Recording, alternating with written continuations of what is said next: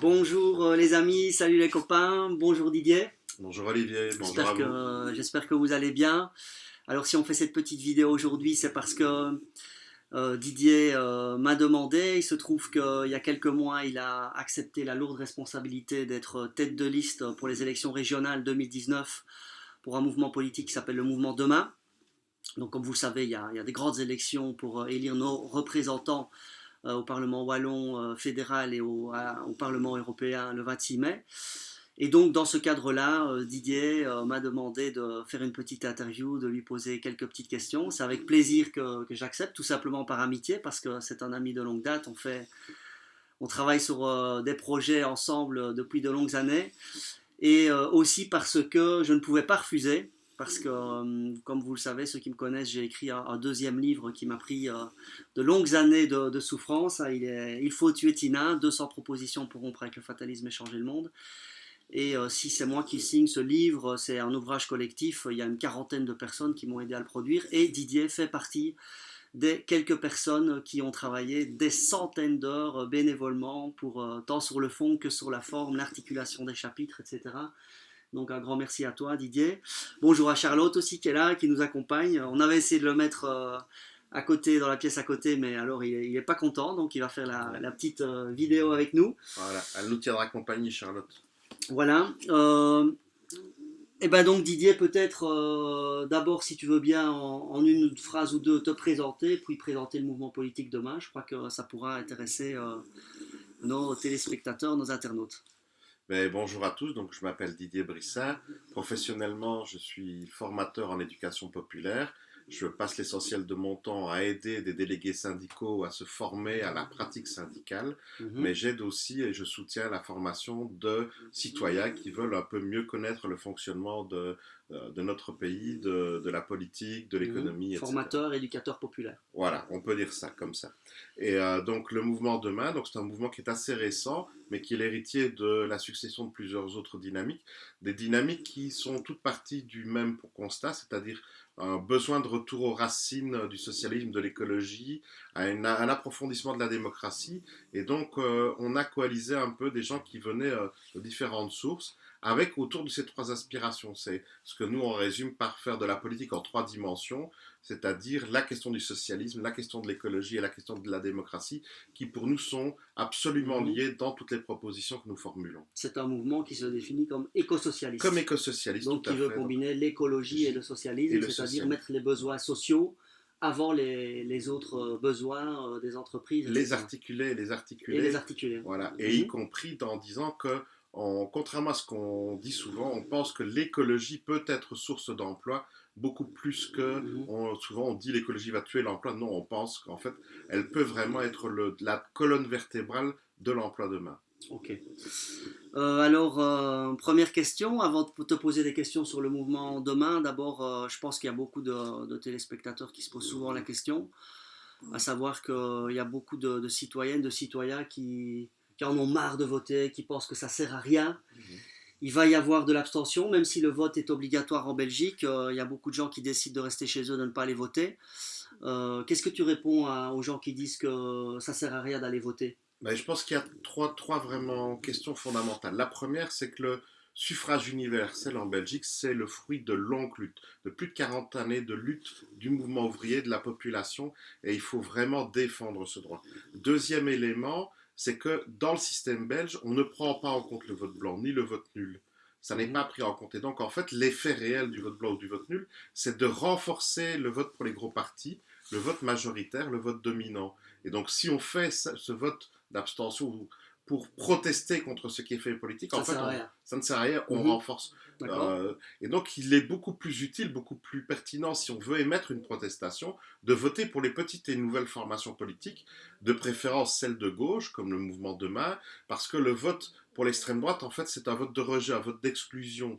Le vote pour le mouvement Demain, je vous invite d'ailleurs à consulter notre programme, c'est un vote pour de nouvelles idées, pour de nouvelles propositions et pour de véritables changements en profondeur.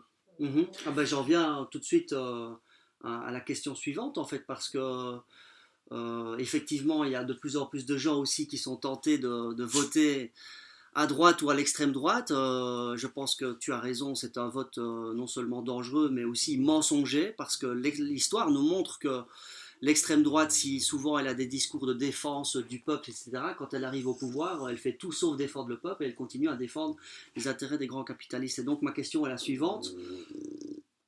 Qu'est-ce que tu dirais aux personnes qui hésitent et comment les convaincre de voter à gauche plutôt qu'à droite? Alors, le vote à gauche, c'est le choix de la solidarité.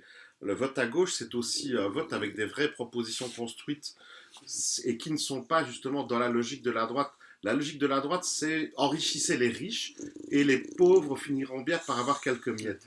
Mais dans la réalité, en fait, ce ruissellement, cette politique du ruissellement, on voit que ça ne se marque pas dans la Ah, réalité. ça n'a jamais Au marché. contraire, ça n'a jamais marché, ça appauvrit encore plus et les riches sont de plus en plus riches. Et donc l'approfondissement de ce type de politique, ben, ça conduit à des aberrations, à pousser les vieux au travail beaucoup plus longtemps, ce qui empêche les jeunes d'y accéder. C'est toutes les économies en matière de soins de santé, c'est toutes les politiques qui ont été menées par le dernier gouvernement qui visent à favoriser et à renforcer le système financier au détriment des populations. Ça, avec un discours qui dit oui, tout ça c'est pour créer de l'emploi, donc de l'activité, donc résoudre les problèmes, mais en fait dans la Oui, réalité, et en on voit, réalité, bah, c'est job, job, job, mais c'est ça, des jobs précaires, c'est mal ça. payés, avec de mauvais horaires, avec de plus en plus de harcèlement, des heures de nuit, des heures supplémentaires, et donc en fait un inconfort de vie de plus en plus prononcé. Donc il faut voter à gauche, en tout cas pour nous.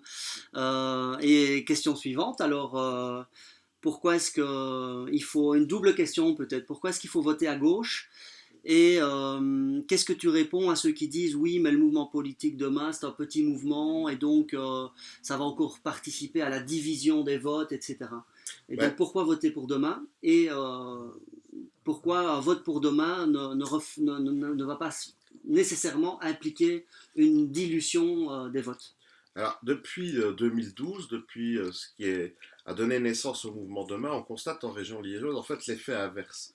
L'augmentation de l'offre politique à gauche a élargi l'électorat de la gauche. C'est-à-dire qu'en ayant beaucoup plus de propositions, des propositions diverses, on donne l'occasion à des gens qui avaient peut-être cessé de voter ou qui faisaient des votes de protestation, on leur offre un échantillon de propositions beaucoup plus large. Et donc ça a en fait renforcé, et on l'a vu en 2012, en 2014 et encore au communal de 2017, ça a élargi le vote à gauche plutôt que de le restreindre. Et donc ça, c'est véritablement une première chose qu'il faut pouvoir dire, parce que le contraire n'est pas la réalité. Ok. Et alors par rapport à demain, admettons que les gens sont convaincus, ils vont, j'imagine, aller voir le site et le programme. Mais si tu pouvais peut-être en quelques mots, si en admettant que vous faites un bon score, que toi et peut-être d'autres vous êtes élus et donc vous allez être présents au Parlement wallon, quelles sont un peu les mesures, les principales mesures que tu vas défendre? Il y a 4 grandes mesures phares qu'on met en avant parmi toutes celles qui comportent notre programme. Il y a une mesure de soutien aux demandeurs d'emploi de longue durée. C'est ce qu'on appelle les zones zéro chômeur. C'est une expérience qui est menée en France depuis déjà un certain temps avec un succès véritablement avéré. Nous, on souhaiterait étendre cette expérience à l'ensemble du territoire wallon. C'est sur base volontaire, ce n'est pas dans la dynamique de la contrainte de l'État social actif. On n'est pas dans la réflexion de la chasse aux chômeurs, au contraire, c'est partir de ce que les gens ont envie de faire et savent faire. Deuxième élément, on veut mettre en place une nouvelle administration publique qui est pour objectif de mener des politiques de longue durée. C'est ce qu'on appelle les régies ensemblières. Ces politiques de longue durée, on en a besoin pour la transition énergétique, aller vers une énergie qui puisse se passer du carbone et du nucléaire. On en a besoin pour redéployer notre économie, recréer une dorsale économique en Wallonie qui puisse être en conjugaison, en articulation à toute la transition environnementale. Un outil de planification un outil d'action. De planification, d'action, de contrôle, de coordination des politiques. Très bien. On souhaite aussi mettre en place une tarification progressive pour tous les besoins de base. C'est-à-dire de garantir la gratuité des premiers mètres cubes d'eau, des premiers kilowattheures, l'accès à la mobilité pour tous, à travers une tarification progressive. Ça peut se faire à coût nul, c'est-à-dire qu'il n'y aurait pas des taxes supplémentaires, ça ne serait pas une dépense supplémentaire, il s'agit simplement de réétager en fonction des revenus Et de la les consommation. dépenses. Et de la consommation et de la taille des ménages. Et enfin, la dernière proposition, c'est que toutes ces choses, pour pouvoir être réalisées, il faut aussi mener un véritable combat d'approfondissement de la démocratie, de véritable représentation de la population. Et donc, nous proposons de compléter le Parlement wallon par une chambre qui serait tirée au sort dans la population. On aurait ainsi un vrai reflet social, un vrai reflet sociologique de la population telle qu'elle existe. Dans la chambre existante, il y a un seul ouvrier et 2 employés. Et il n'y a pas de jeunes. Et il n'y a pas de jeunes. Il n'y a pas assez de femmes. Il n'y a pas assez de femmes. Il n'y a pas de paysans, il n'y a pas d'agriculteurs. Voilà. La représentativité de la population très mauvaise, effectivement. Elle est très mauvaise. Et donc, par cette chambre tirée au sort, cette chambre pourrait être, avec un droit de veto ou d'initiative sur toute une série de grandes questions, pourrait refléter beaucoup plus les aspirations de la population. Merci beaucoup Didier, j'imagine qu'il y a beaucoup d'autres mesures qui sont présentes dans le programme du mouvement politique. Donc, les internautes, j'imagine qu'ils pourront aller visiter le programme. En tout cas, j'espère que cette petite vidéo vous a plu. J'espère que Didier vous a convaincu en tout cas de voter à gauche et peut-être même de voter pour le mouvement politique demain. Peut-être que tu peux, pour terminer, juste donner le site internet. Les internautes peuvent retrouver toutes nos propositions sur le site mouvement-demain.be et s'ils souhaitent nous poser des questions, qu'ils n'hésitent pas à prendre contact à l'adresse mail suivante, contact@mouvement-demain.be. Toutes vos questions sont les bienvenues, nous y répondrons le plus rapidement possible. Parfait, merci beaucoup Didier. Merci Olivier, et votez bien le 26 mai. À bientôt les amis. Au revoir. Ciao.